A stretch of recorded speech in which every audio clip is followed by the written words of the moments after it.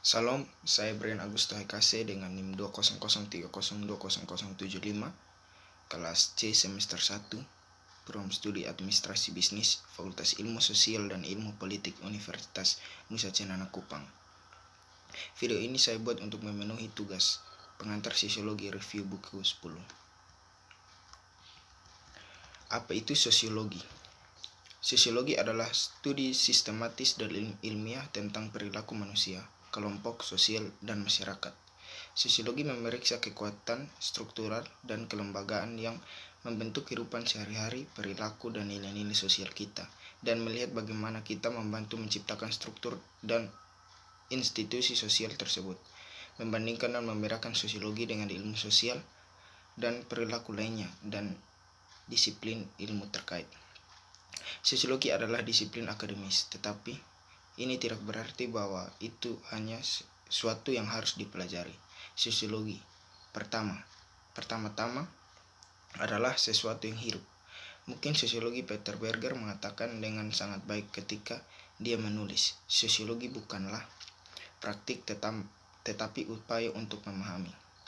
Ini mengharuskan sosiologi melihat peristiwa sehari-hari sedikit berbeda dari cara kebanyakan orang menemukan sosiologi, komunitas, bangsa, dan banyak organisasi lain. Beberapa di antaranya melampaui batas negara ini. Sosiologi dan ilmu sosial dan perilaku lainnya serta disiplin terkait sosial keharusan membedakan kita dari hewan lain dan meskipun itu terkait dengan kelangsungan hidup. Itu melampaui dorongan biologis atau naruliah belaka untuk mengelompok untuk bertahan hidup. Saling ketergantungan antara masyarakat dan individu ini adalah fokus utama sosiologi. Dan untuk memahaminya, diperlukan pengembangan imajinasi. Sosiologis merupakan kualitas pikiran yang memberikan pemahaman tentang diri kita sendiri dan konteks masyarakat yang lebih luas. Sosiologis imajinasi. Semua ilmu sosial dan perilaku berfokus pada perilaku orang dan berusaha menjelaskan setidaknya sampai batas tertentu apa yang mereka lakukan, bagaimana mereka melakukannya, dan mengapa mereka melakukannya. Namun, setiap disiplin memiliki penekanan dan fokus utama yang berbeda yang membedakannya dari yang lain.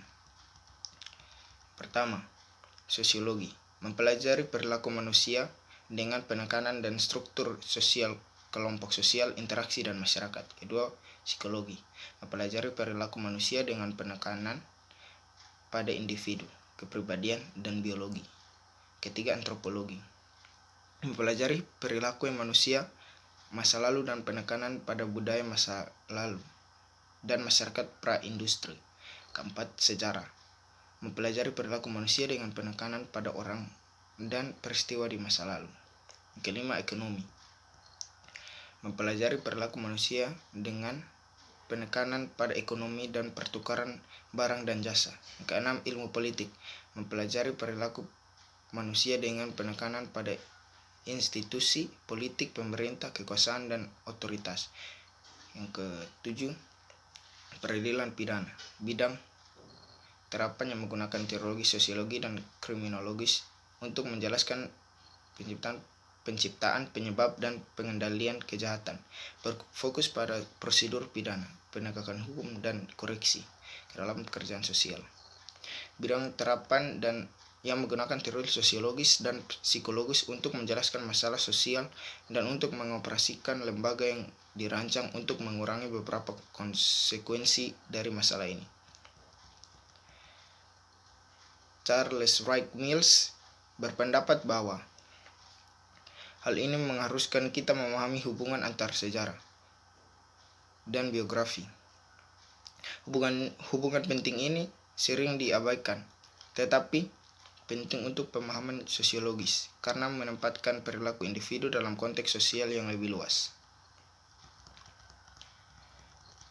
Masalah pribadi versus masalah sosial. Imajinasi sosiologis memungkinkan kita untuk melihat hubungan penting antara masalah pribadi yang mempengaruhi individu, misalnya menjadi alkoholik, dan masalah sosial yang mencerminkan masalah bagi seluruh masyarakat, misalnya alkoholisme. Perbedaan ini merupakan komponen penting dari sosiologi karena memungkinkan kita untuk melihat secara umum dan khusus. Sosiologi mempelajari pola perilaku untuk menarik kesimpulan umum tentang masalah sosial yang melampaui efek masalah atau masalah pada individu tertentu. Misalnya, meskipun alkoholisme mungkin memiliki konsekuensi yang menghancurkan bagi pecandu alkohol dan keluarga dekatnya, sosiologi berfokus pada masalah alkoholisme yang lebih besar dan dampaknya terhadap masyarakat. Alkoholisme dan bentuk penyalahgunaan narkoba lainnya, dan masalah sosiologis lainnya. Ini bukan untuk mengatakan bahwa sosiologi tidak peduli tentang individu dan kehidupan mereka, tetapi penekanan sosiologi adalah cara individu berhubungan dengan orang lain, posisi masyarakat dalam masyarakat, dan saling ketergantungan antara masyarakat dan individu. Memahami kehidupan dalam masyarakat global. Salah satu konsekuensi sosial paling signifikan dari abad ke-20 adalah transformasi dunia. Terpisah negara, bangsa yang dengan sejarah, budaya, dan pengalaman sosial yang unik menjadi desa global yang besar. Globalisasi mengacu pada ketertarikan di antara orang-orang di seluruh dunia. Ini adalah proses di mana barang, informasi, uang, orang, komunikasi, mode bergerak melintasi batas negara.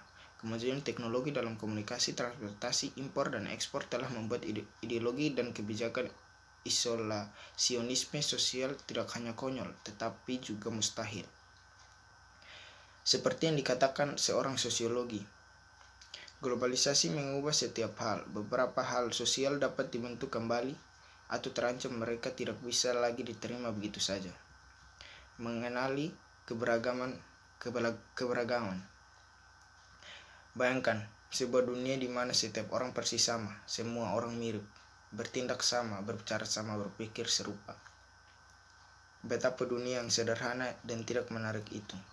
Meskipun terkadang menyenangkan berada di sekitar orang-orang dengan latar belakang dan minat yang sama, dunia ini jauh lebih kompleks dari itu.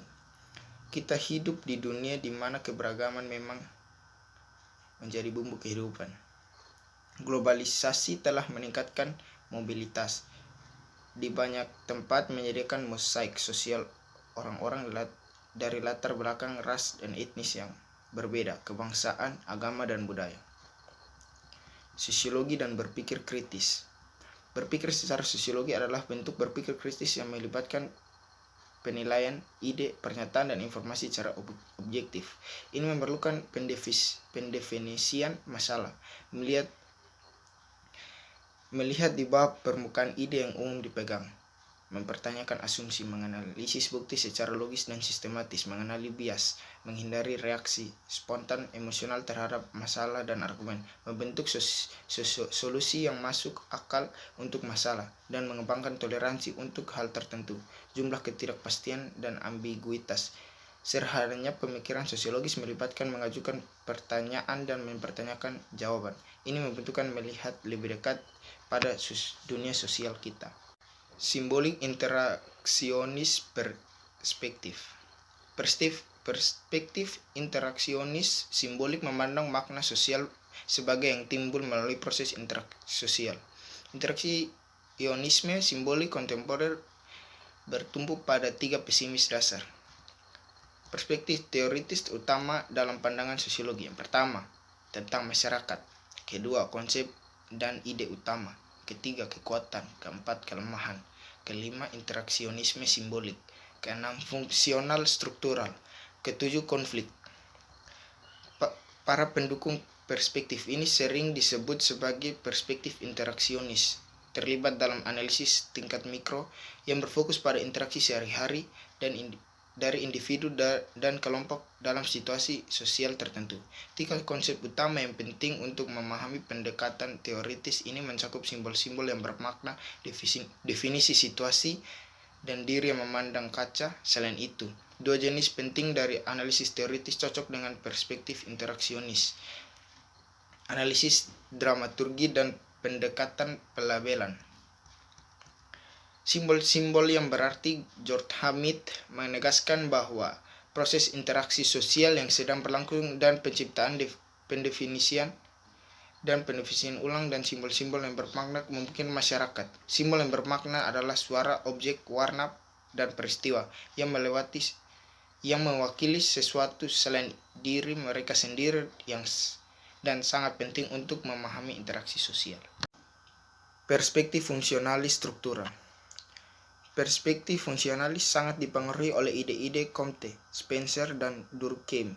Struktural menggeser fokus sosiologi dari studi interaksi sosial sehari-hari ke tingkat analisis makro yang meneliti struktur dan sosial lebih luas.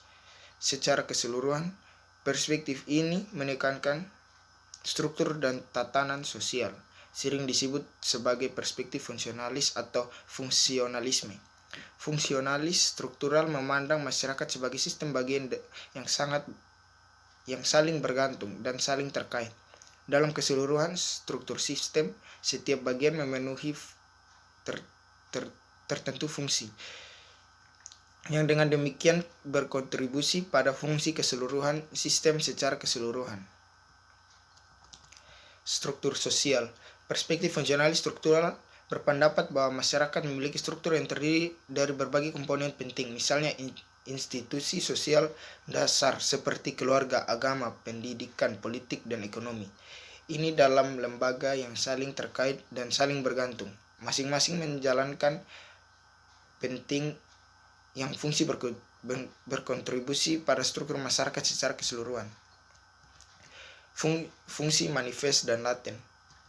Sosiologi kontemporer yang menggunakan perspektif fungsionalis struktural membedakan antara fungsi nyata, konsekuensi yang diharapkan atau diinginkan dari intuisi sosial, dan fungsi laten, konsekuensi yang tidak disengaja atau tidak diakui dari institusi sosial. Sebagai contoh, mari pertimbangkan pendidikan yang lebih tinggi. Fungsi nyata yang jelas dari pendidikan tinggi adalah untuk menyebarkan pengetahuan dan mempersiapkan siswa untuk hidup dalam masyarakat industri yang kompleks. Disfungsi dari perspektif fungsionalis, beberapa aspek masyarakat dipandang tidak berfungsi karena mengancam mengganggu stabilitas dan ketertiban sosial. Penting untuk dicatat bahwa fungsional dan disfungsional tidak mewakili penilaian nilai dan tidak identik dengan baik dan buruk. Kejahatan dapat dipandang sebagai disfungsional karena mengancam ketertiban sosial, menyakiti orang, dan menghabiskan banyak uang bagi masyarakat.